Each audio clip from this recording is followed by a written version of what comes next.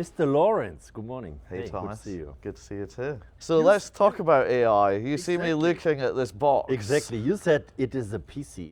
Well, it is kind of a PC, but this is more what we call a desktop AI supercomputer, right? So it's a very tiny PC that you can sit on your desk, but it still has fantastic AI performance that's going to enable you to run AI locally, whether that's at home in your home lab as a developer and an experimenter like myself, or whether that's in your business.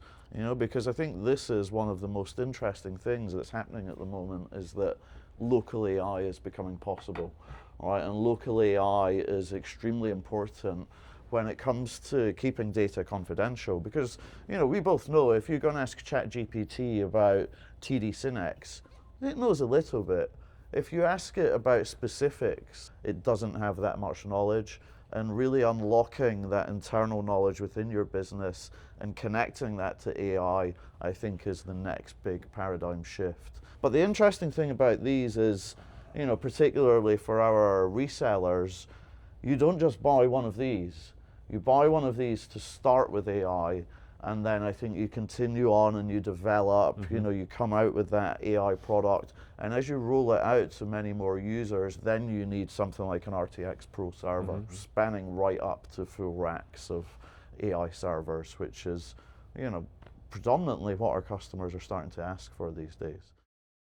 I think what I've been talking a lot about in front of customers is really how AI is now changing a bit. And we're seeing people a lot more interested in local AI. I think that's one of the big changes that we're going to see throughout 2026. And then after that, I think the exciting one for me, and you're probably going to laugh at this, Thomas, is physical AI.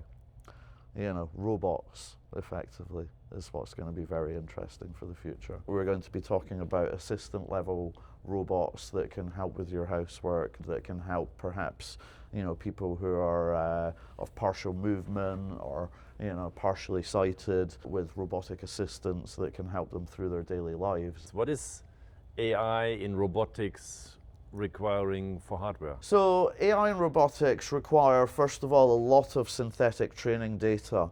So that training data will be made on those white box servers from vendors like Supermicro containing technologies like NVIDIA. At the other end of the scale, you're absolutely right, the robots themselves need some hardware inside them.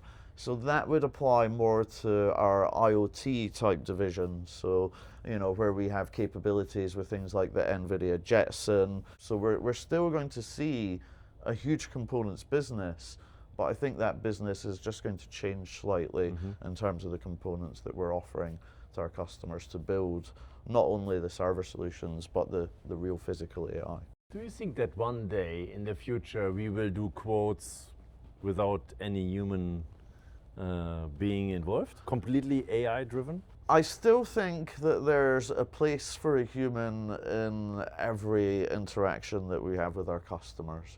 So I think, you know, it was a couple of years back at a Girona event that we did together where I said you won't be replaced by AI, you will be replaced by a person using AI. Yeah. And I think that statement still holds very, very true today. Even more, yeah. But there'll always be a human there managing that and ensuring that the accuracy of the AI is at 100%. But for me, technology is my passion, right? It's what gets me up in the morning, making people's lives easier, faster, smarter, more fun. So technology to me is not a job. You know, technology to me is my life.